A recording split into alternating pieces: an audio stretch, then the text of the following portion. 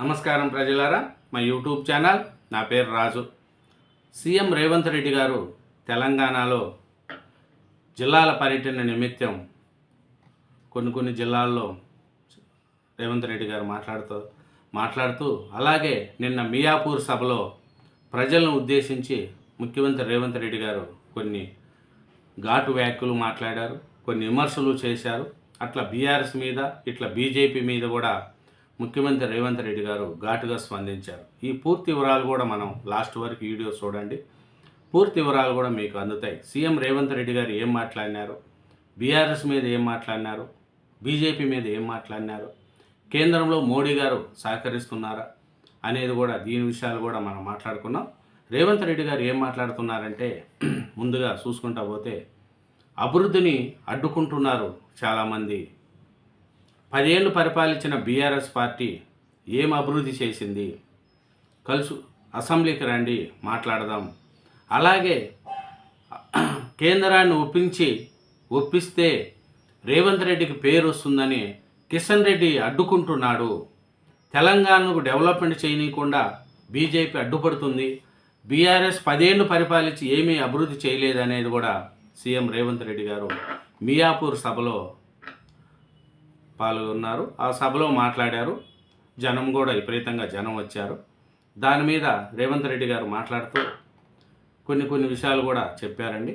కేంద్రాన్ని ఒప్పిస్తే రేవంత్ రెడ్డికి పేరు వస్తుందని కిషన్ రెడ్డి అడ్డుకుంటుండు. నేను మోడీని మంత్రులను కలిసి వచ్చిన 3 రోజులకే కిషన్ రెడ్డి వెళ్ళి ఏం చేయొద్దని వాళ్ళకి చెప్తుండు. కిషన్ రెడ్డి, నువ్వెంత లడాయి కోతువో ప్రజలకు తెలుసు. తెలంగాణ ప్రగతికి అడ్డుపడినోనికి పుట్టగతులు ఉండవు.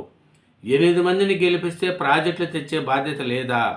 రాష్ట్రానికి మీరేం తెచ్చారో అసెంబ్లీలో చర్చిద్దాం. బీజేపీ నేతలపై బగ్గుమన్నారు సీఎం రేవంత్ రెడ్డి గారు. కిషన్ రెడ్డి, నువ్వెంత లడాయి కోతువో అందరికీ ప్రజలకు తెలుసు. తెలంగాణకు అడ్డుపడుతున్నారు. మీరు ఎలాంటి వాళ్ళు నాకు తెలుసు. నేను ప్రధానమంత్రి మోడీ గారిని మంత్రులను కలిసి వచ్చిన 3 రోజులకు నువ్వు పోయి తెలంగాణకి ఏమీ చేయొద్దని చెప్పొచ్చినావు, కానీ పుట్టగతులు నీకు ఉండవు అని కిషన్ రెడ్డి గారిని సీఎం రేవంత్ రెడ్డి గారు ఘాటుగానే బీజేపీ నేతలపై ఘాటుగానే మండిపడ్డారు సీఎం రేవంత్ రెడ్డి గారు. నగరంలో 1,00,000 LIG MIG ఇల్లు కట్టిస్తా, 2 ఏళ్లలో జెండాలకు అధికంగా అభివృద్ధి చేసుకుందాం అని మన రేవంత్ రెడ్డి గారు చెప్తున్నారండి. మియాపూర్లో శంకుస్థాపనలో సీఎం రేవంత్ రెడ్డి గారు పాల్గొన్నారు. ఇంకా రేవంత్ రెడ్డి గారు మాట్లాడుతూ 148 మీటర్ల ఎత్తు చాలదు, మీ రాష్ట్రంలో మునిగేది స్వల్పమే, సహకరించండి. మహారాష్ట్ర సీఎంకు ముఖ్యమంత్రి రేవంత్ రెడ్డి గారు లేఖ రాశారు. అలాగే రేవంత్ రెడ్డి గారు ఇంకా ఏం మాట్లాడుతున్నారు ఏమి అనేది ఒకసారి మనం చూసుకుంటా పోతే, ఏం చేశారో చర్చిద్దాం, అసెంబ్లీకి రండి అని కేసీఆర్ బీజేపీ నేతలకు మియాపూర్ సభలో సీఎం రేవంత్ రెడ్డి గారు సవాల్ విసిరారు. గుజరాత్ గులాబం అంటూ ప్రతిపక్ష ఎంపీలపై విమర్శలు చేశారు సీఎం రేవంత్ రెడ్డి గారు. నగర అభివృద్ధికి కిషన్ రెడ్డి అడ్డుపడుతున్నారనేది కూడా మన రేవంత్ రెడ్డి గారు ఆరోపించారు. పదే రాష్ట్రానికి నువ్వేం చేశావని నన్ను అడుగుతున్నారు. 10 ఏళ్ళు సీఎంగా ఉన్న కల్వకుంట్ల చంద్రశేఖరరావు ఇప్పుడు ఫామ్ హౌస్లో ఉన్నారు. 12 ఏళ్లుగా మోడీ ప్రధానమంత్రి, 2 ఏళ్లలోనే ఏం చేయలేదని నన్ను అడుగుతున్నారు కదా. అసెంబ్లీకి రండి చర్చిద్దాం అని మన రేవంత్ రెడ్డి గారు మాట్లాడుతున్నారండి. మీరు 12 ఏళ్ళు నుంచి కేంద్రంలో ఉన్నారు, 10 ఏళ్ళు బీఆర్ఎస్ వాళ్ళు చేశారు. మీరేం చేశారు, నేనేం చేశానో అసెంబ్లీకి రండి, చర్చించుకున్నాం.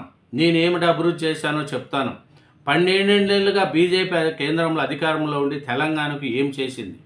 అట్లాగే 10 ఏళ్ళు పరిపాలించిన కల్వకుంట్ల చంద్రశేఖరరావు ఫామ్ హౌస్లో పండుకొని ఉన్నాడు. మరి ఏమి డెవలప్మెంట్ చేశారు, రండి చర్చకు కూర్చున్నాం, అసెంబ్లీకి రండి అని మన రేవంత్ రెడ్డి గారు 4 రోజులు చర్చ పెట్టి వివరిస్తా అని కేసీఆర్ బీజేపీ నేతలకు సీఎం రేవంత్ రెడ్డి సవాల్ విసిరారు.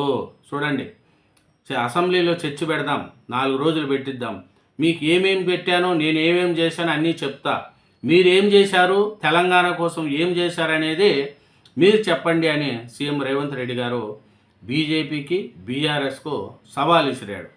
సైబరాబాద్ నగరపాలక సంస్థ నూతన కార్యాలయంతో సహా కోట్ల అంచనాల వ్యయంతో చేపట్టనున్న పనులను సీఎం ప్రారంభోత్సవాలు, శంకుస్థాపనలు మియాపూర్ ప్రాంగణం నుంచి చేశారండి. అక్కడ మియాపూర్ ప్రజలతో కూడా రేవంత్ రెడ్డి గారు మాట్లాడారు. అక్కడ డెవలప్మెంటు, మా డెవలప్మెంటు, మీ డెవలప్మెంటు, ఎవరేం చేశారో రాండి అని చూశారు.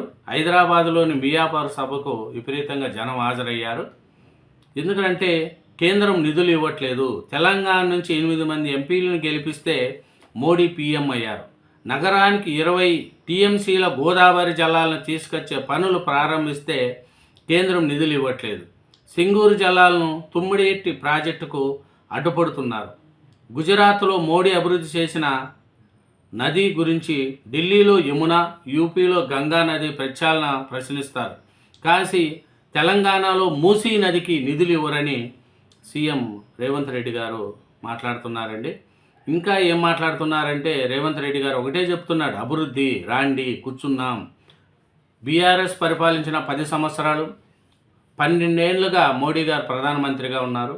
ఏం అభివృద్ధి చేశారు, ఏమి అనేది రాండి చూద్దామనేది తెలుస్తుంది. పేదలకు 1,00,000 ఇండ్లు కట్టిస్తామని, నగరంలో పేదలకు సమీపంలోని ప్రభుత్వ భూముల్లో 1,00,000 ఎల్ఐజీ, ఎంఐజీ గృహాలను నిర్మించేందుకు ప్రణాళిక సిద్ధమవుతుందని మంత్రి పొంగులేటి శ్రీనివాసరెడ్డి గారు త్వరలో పథకాన్ని ప్రకటిస్తారని, అందుకు ప్రభుత్వ భూములను అక్రమాల నుంచి స్వాధీనం చేసుకుంటున్నాం, మహిళలను కోటీశ్వరులు చేస్తామంటే మాట నిలబెట్టుకుంటున్నాం, మహిళా సంఘాలకు పెట్రోల్ బంకులు ఇస్తున్నాం, 1000 ఆర్టీసీ బస్సులను యజమానులు చేశాం, మహిళలు తయారు చేసే ఉత్పత్తులను విక్రయించుకునేందుకు ప్రముఖ ఐటీ కంపెనీల మధ్య 3.5 ఎకరాల్లో ఇందిరా మహిళా శక్తి క్యాంటీన్లు ఏర్పాటు చేశాం, అమెజాన్ వెబ్సైట్లో తమ ఉత్పత్తులు విక్రయించుకునే వసతి కల్పించాం, అన్ని పార్టీల నేతలు ప్రభుత్వంతో కలిసి పనిచేయాలి, ఎన్నికలకు 6 నెలల ముందు నుంచి రాజకీయాలు చేద్దాం, నగరానికి వలస వచ్చే వారికి